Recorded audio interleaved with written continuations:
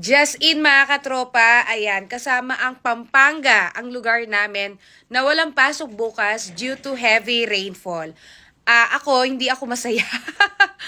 Hindi talaga ha, kasi katatapos lang ng first periodical exam. So, excited akong pumasok sana bukas, Tuesday, para nga i-follow up ko sa mga bata, yung mga kulang nila, yung mga magpapasa sa akin para makuha ko. Kasi nga, after na exam, gawaan na ng first quarter grades.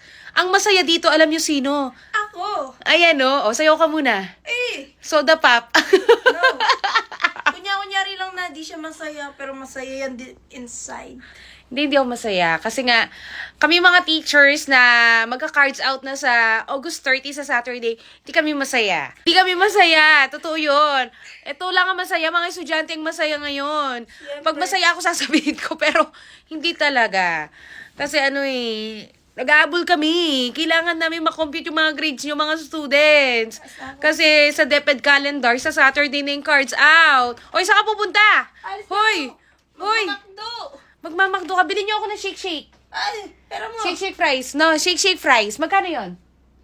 Hindi ko lang. Hindi mo alam. Magkano yung shake-shake fries? May hit 100 ko. Oh, bilhin mo ako. Ay, yoko na marami. Yung large. Oo, yoko na. No, barbecue.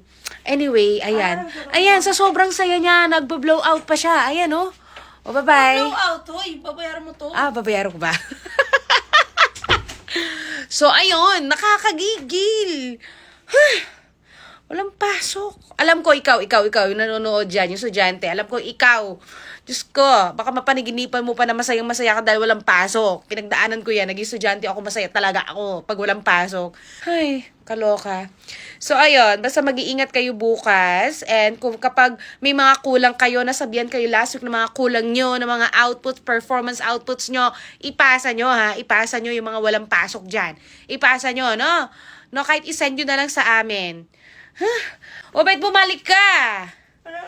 Ha? Wow ka lang. Ayan yung shake-shake ko large lang, no? Gusto ko lang Okay na, sa'yo na yan. Ma'am, bibigay ko na lang pagbalik mo. Ba't niya singilin? Bibigay ko na lang mamaya.